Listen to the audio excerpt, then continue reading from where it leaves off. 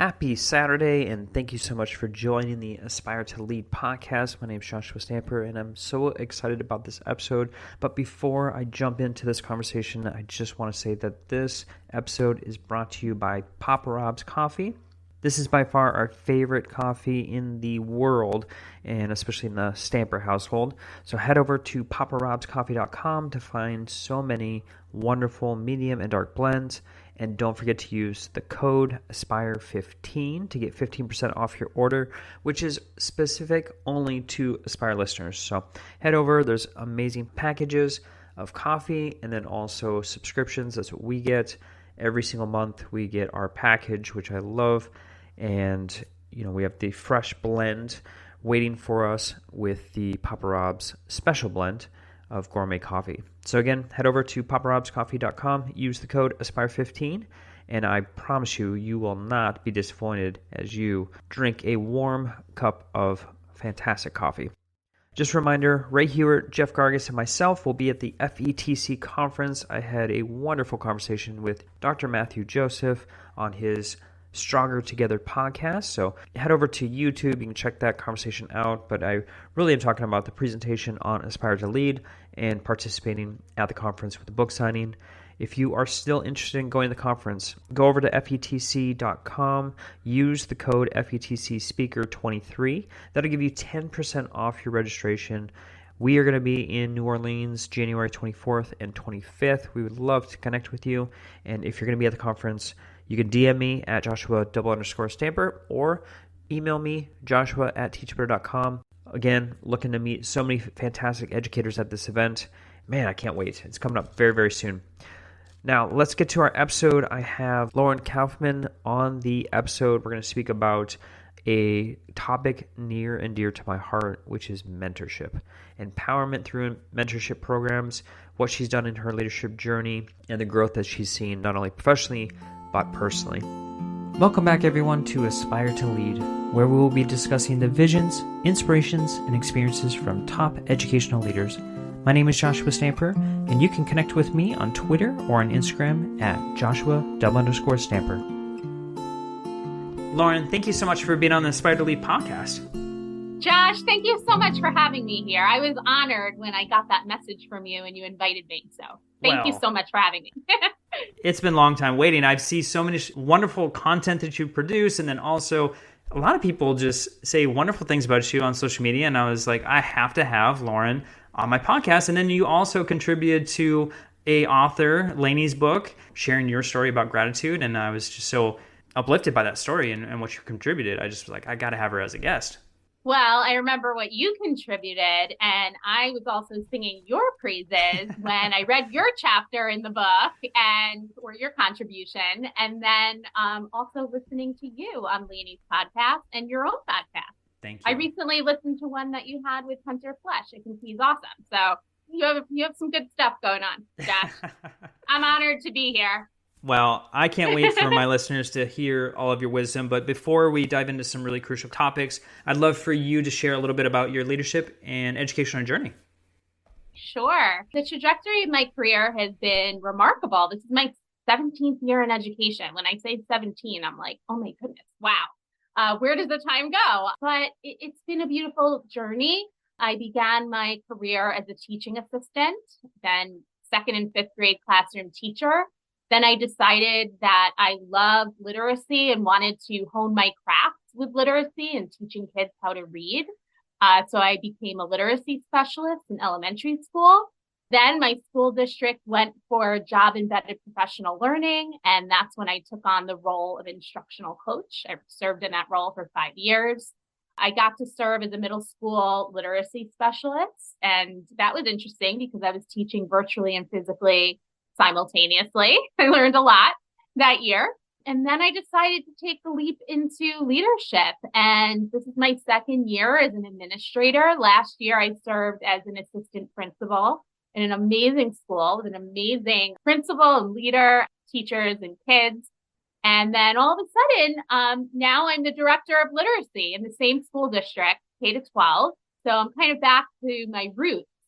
And, my passion for literacy and to help develop children into becoming lifelong readers and writers.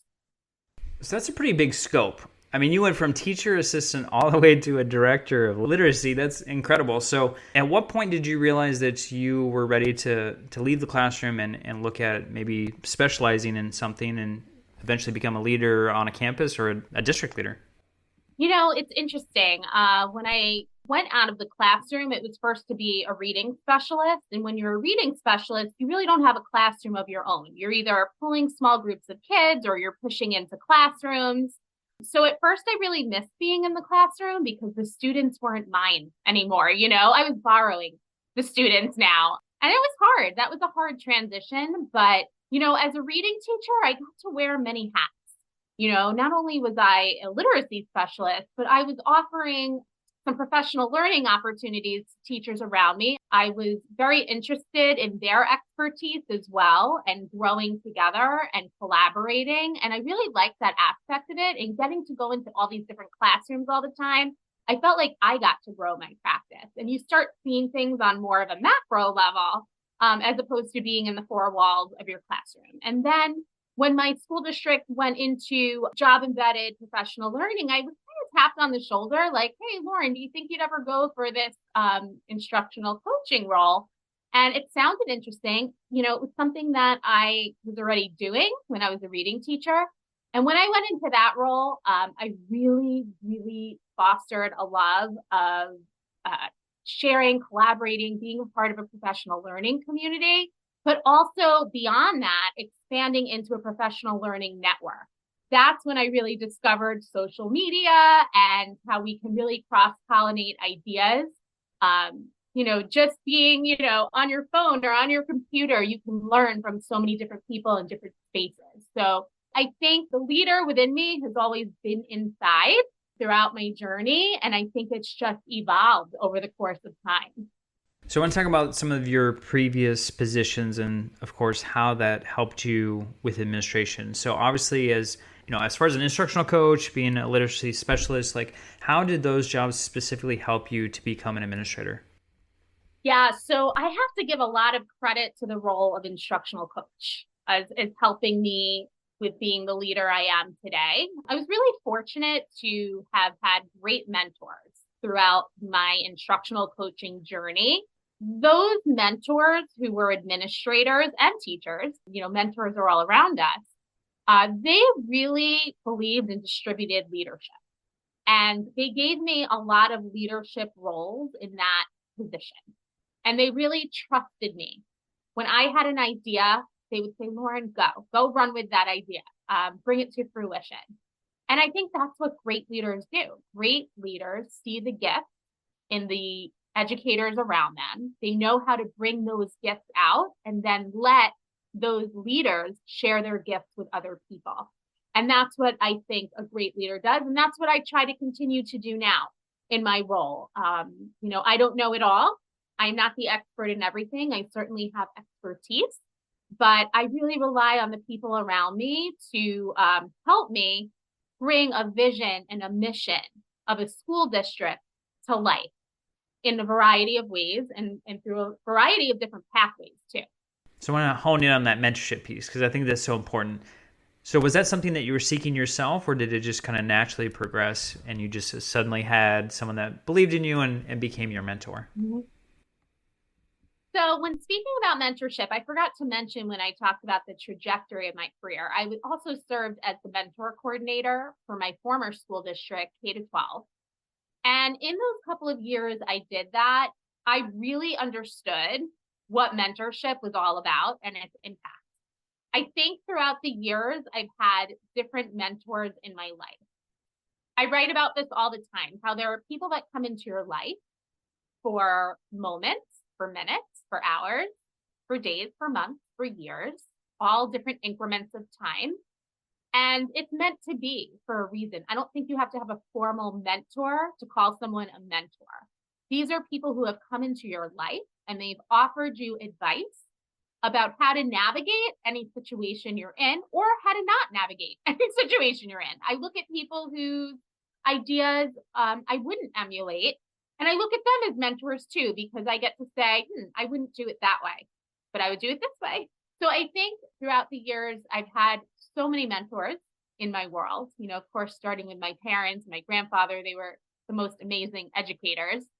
And up to now, my biggest mentor is my fourth grade teacher, who she retired as an assistant superintendent for curriculum instruction. She mentored and guided me into becoming this leader that I am today. She helped prepare me for all my interviews. And it's funny how it comes full circle, right? Here I was sitting in her fourth grade class, and she taught me how much to love reading and writing. She always had this innovative lens for teaching and learning. And the fact that I still keep in touch with her today is a testament to who she is as a person and as a leader. She certainly left a legacy in my heart and my mind. And I think the best mentors we have do that for us, right? They really pave the way. They're cornerstones in our hearts. I think that when I took this leap into leadership, I wanted to be that leader that I always needed.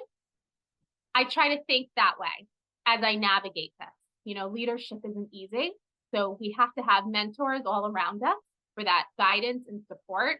We make mistakes along the way because we're learning and we're making so many decisions every single day.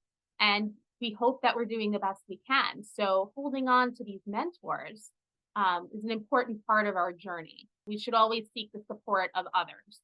Going back to when I served as a mentor coordinator, that's when I really saw how these mentor-mentee relationships were really symbiotic in nature, that when you have a mentor, they're teaching you so much, right? But your mentees are also teaching you so much. So it's really like this beautiful relationship that develops, especially if you have two people who really gel well together. And I got really interested in the idea of reverse mentorship as well, which I never really got to explore too much because then I left that school district and went on to another. So I didn't serve in that role formally anymore, but I always approach every single day.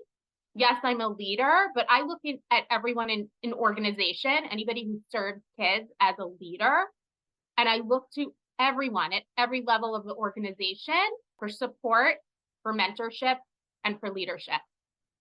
It's amazing that it goes full circle with your fourth grade teacher and what an impact that has made in your life. I love that so much. I want to hone in on kind of the flip side of that coin of being the mentee versus the mentor.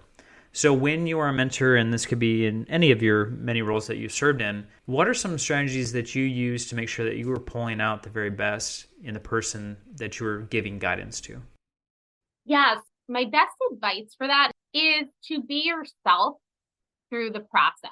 I think when you're a mentor, you can't get so caught up in the granular pieces of the day-to-day. I think it's all about forming relationships and building strong connections within the community you serve. That goes with your colleagues, with students, with families, with all of the stakeholders, because you need to know where you are and who you're serving. And having a mentor when you're a new teacher, it's not just about creating the best lesson plan or learning about all of the procedural types of things, but it's about knowing who you can reach to on the journey when you slip up and you have moments where you fall down, because teaching is hard, right? It's education is hard. It's an emotional roller coaster at times. And there are days that sometimes you feel like giving up, but then when you step back and you have that person that you can turn to, it's all worth it at the end. I don't see a more gratifying job in the world than being in education. We're impacting the hearts and minds of kids every single day. So with that said, we need to retain great educators. We need to make sure that there is a strong foundation that sets them on this trajectory, this long trajectory where they feel that they've had, even during the hard times, they feel like their journey was meaningful and it was worth it because they've had so many interactions, big and small, who have paved the way for their success. This podcast is a proud member of the Teach Better Podcast Network. Better today, better tomorrow, and the podcast to get you there. You can find out more at teachbetter.com/podcasts. Now let's get back to the episode. Well, I know you're a big believer in the coaching lens, and I would love for you to share a little bit about, as a leader, how we should be observing through this lens. Yeah. So it's interesting. You asked me before, what role have I served in that has most impacted me as a leader? And I would say the instructional coaching role, because when I was in that role, you're a quasi administrator, you're not a teacher, but you're a teacher on special assignment, but you get to have a lot of interactions with administrators and be in a lot of meetings and see the big picture of things. So when I went into leadership, I really thought about who is the administrator that I want to be? How do I want the rest of my career to go? I'm in the driver's seat of my own story. I want to create my own narrative of what it looks like, what it means to be an administrator. So what I did is I thought back to all the administrators who have made an impact, all of my roles that I've served in, and the person I currently am, right? And who I'm still striving to be, right? So it's almost like you look back, like past, present, future. Who was I? Who am I now? And who do I want to be? When I think back to the most impactful leaders, they have had a coaching lens.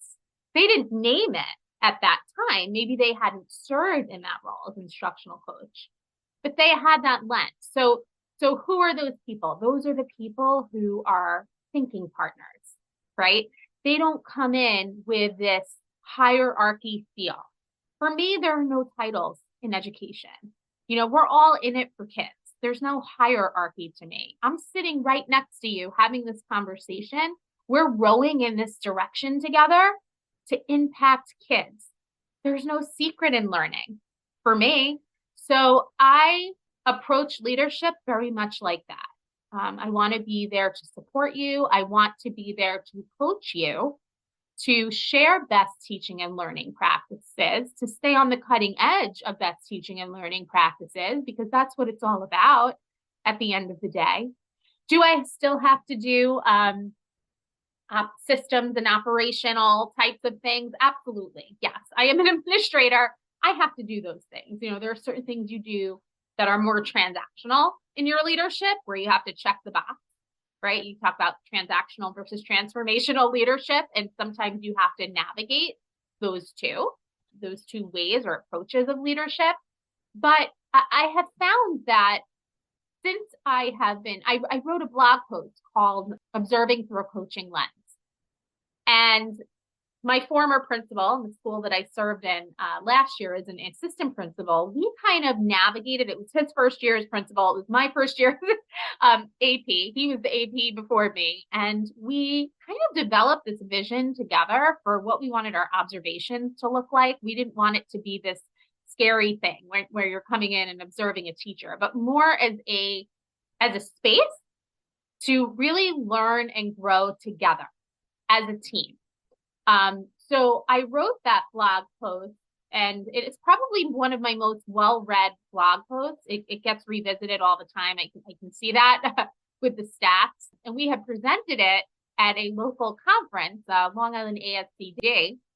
And it was a very well-attended session. And I think it was because we were almost like blown away, like, oh my goodness, standing room only in here. It was so nice to see that other administrators were interested in taking this approach to observation.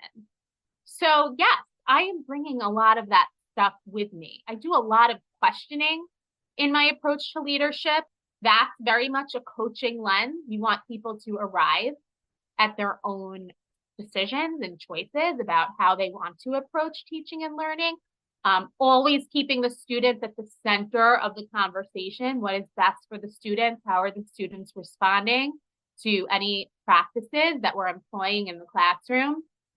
I always love student-centered coaching because you want to see, what are the students doing? How are they responding? You could have the best practices in the world, and if it's not delivered the right way, or if the students aren't receiving it the right way, then it's not working. So I believe through this coaching lens in a comprehensive approach to teaching and learning, right? there was one way that worked for everybody, one thing, one program, one approach, we'd all be using it, right? For sure. There's not. That's why we need each other. And the teachers are the ones on the front lines doing the work. They're the ones with the kids. They're the ones doing this hard work day to day. I need to be listening. That's what coaching is, actively listening to what teachers are doing, to what students are doing, and then coming in and making a suggestion based on my experiences.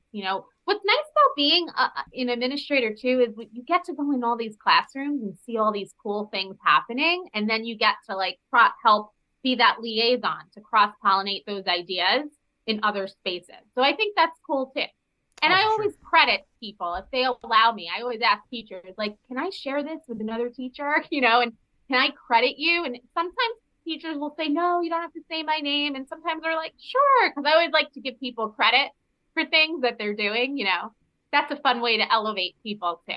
Yeah, and Lauren, I think you make a great point. And I think it's well received as far as not only the blog post, but your session is, because I think there's a battle with administrators as far as the evaluation process versus giving quality feedback and having that collaboration between the teacher and the administrator. I know I facilitated every Tuesday with a administrative mastermind, and last month was on providing feedback to teachers. And I can't tell you how many administrators felt guilty about just the process and how they felt like it was a gotcha moment, and that was set up by the state or a rubric system that they have to follow, and it's mandated on them. But at the same point, they didn't feel like it was best practice. So I'm not surprised at all that people want to change this to more of a coaching lens like what you've provided.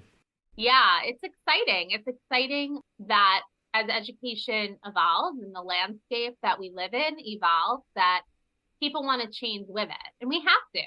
We have to come up with new and better ways of doing things, because kids are coming to us with different skills than they've had before. And it's hard to keep up with that sometimes. I know with technology, kids, they know everything before us. When you have a question about tech, you turn to a kid and they figure it out in 2 seconds, right? Yeah, they don't need instructional manuals. They just try and figure it out on their own. And that's the brilliance Exactly. of it. Yeah. I want to turn to some of the projects you've got going on, because you are doing so many things beyond, what you're doing in the district. But I do want to hone in on something that you've been working on, which is designing effective distance and blending learning environments for K through 12. So would you share with the listeners as far as what you've been working on? That was a chapter in an educational journal that I wrote that was published about a year ago. It was really awesome. Actually, Tom Murray, he actually gave me that lead for this project. And Tom is an awesome guy, good friend. And he, talk about mentors, when people see things in you and they encourage you and they say, hey, you're doing this work, would you want to write? Would you want to be a published author? And I think that was the first project where, wow, that took a lot of perseverance. I know you've written a whole book, and, I have so many friends who are authors, and I'm always in amazement about the perseverance that it takes. And I just wrote that one chapter in the educational journal. But what's really cool about that, Josh, is that when I was a young girl, I didn't like to read, and I was told that I wasn't a strong reader. To be able to write about my experiences with innovating during a time where we were all we didn't know what to do, during the pandemic, and we were taking risks and we were trying new things.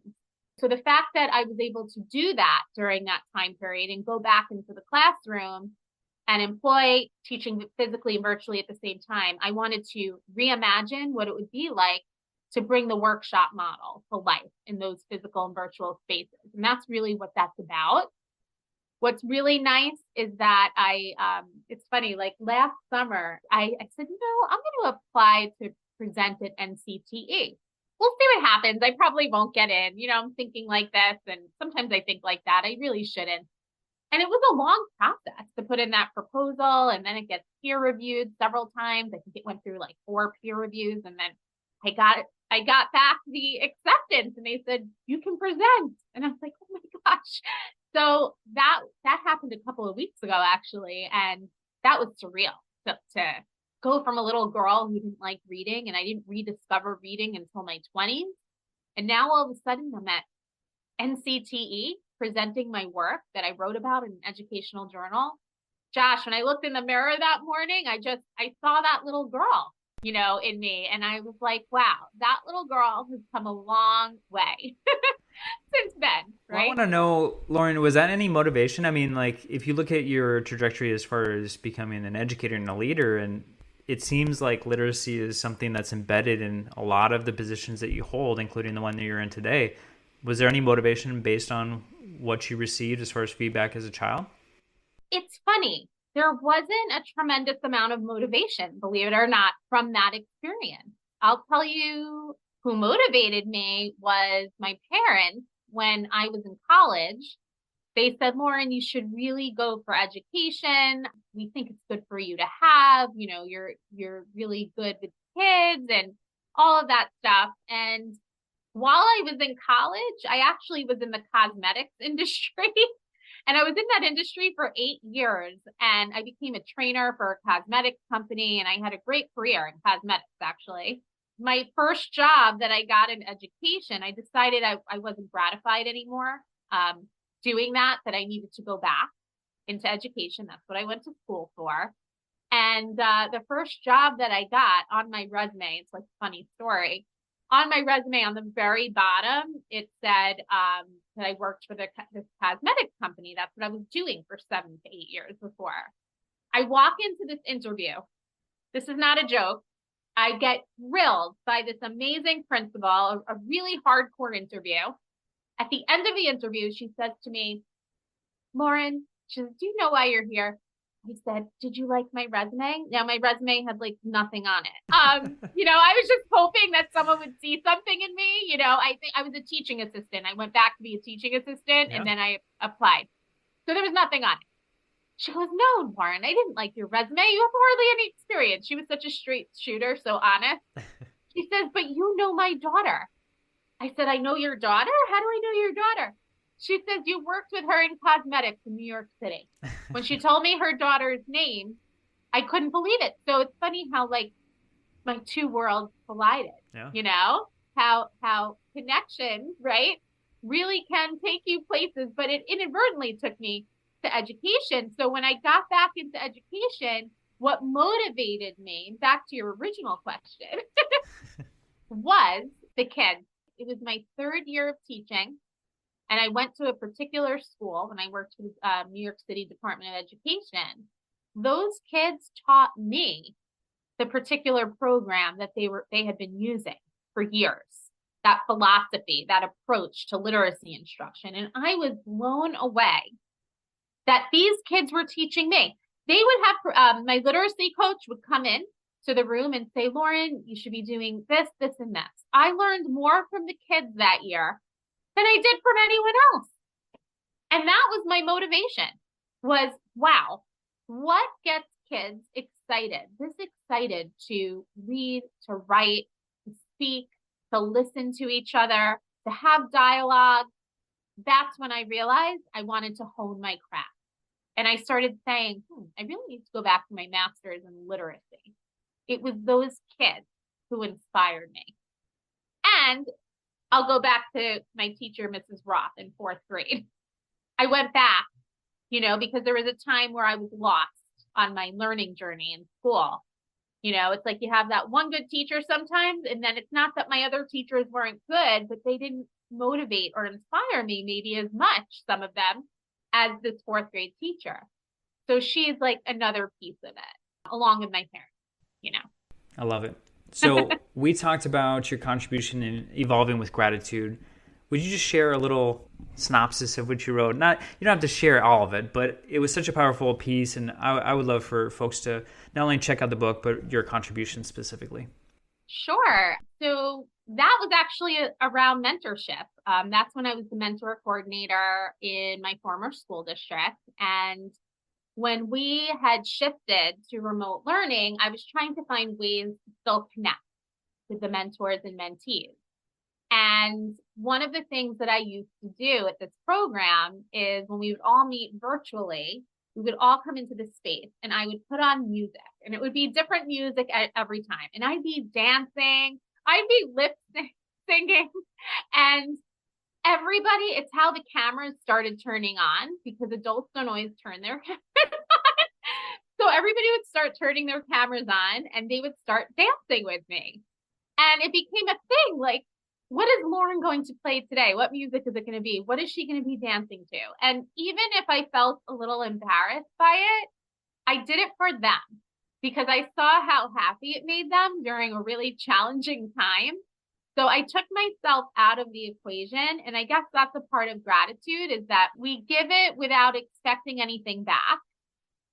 We want to kind of like weave it into who we are, into the fabric of our lives. That was one way I showed gratitude toward them. And the other piece of that contribution was saying that I would always start a meeting directly after that with sharing best practices from different teachers. So let's say they tweeted out a best practice. I would take screenshots of those tweets. I would put them up, and on the heading, it would say celebrating our teacher leaders. So what was really cool about that is that they felt good, like, ooh, who is Lauren going to celebrate today? Which made them want to come into that virtual space. Who's Lauren going to celebrate today? What practice is going to be shared? What ideas am I going to get? And I threw in some raffles with that too, with Wheel of Names. That's always fun. Who doesn't love a good raffle? People would get happy mail home. But what was really cool about that experience is when you start seeing kindergarten teachers sharing ideas with high school teachers and employing the same practice, but just different content, different text. That was really cool. It was a really cool experience. People still who were in the mentor program during those couple of years that I served in that role, they still contact me sometimes and say, Lauren, that was like so much fun. You know, I remember that. I have such great memories of that, and that makes me feel really good. It brings me a lot of joy. So that's basically what the contribution was about. Yeah, it's such a powerful piece, and then also wonderful book. So make sure you're checking out Evolving with Gratitude. And Lauren, we are winding down our conversation. I would love to ask you what I asked really all my guests, is because, you know, it's about aspiring leaders. And so for those who are seeking, you know, guidance, if you can give one piece of advice for them to do tomorrow or next week to enhance their leadership journey, what would that be? My one piece of advice is to be yourself. Don't be afraid to share how you feel and what you think. Be courageous in your convictions, and use your colleagues around you as support and guidance and sounding boards. That would be my advice, because those people are going to lift you up on your journey. And with the be yourself, tell stories. People connect with the power. The power of story is amazing. Make sure that you tell your story, and don't let anybody write your story for you. You write your own story, because when people hear your stories, you never know, it might inspire them to be the person they might have forgotten along the way. So that's another thing. You talked about the importance of connecting with other people, and I would love for my listeners to connect with you on social media. So how can they do that? Sure. You can find me on Twitter at LAU7210. You can find me on Instagram at Lauren M. Kaufman. And you can also connect with me on my platform, my website, which is www.laurenm, my middle initial, Kaufman.com. I'd love for you to connect with me. I love meeting new people and sharing ideas. And, you know, that's how we're here today, right, Josh?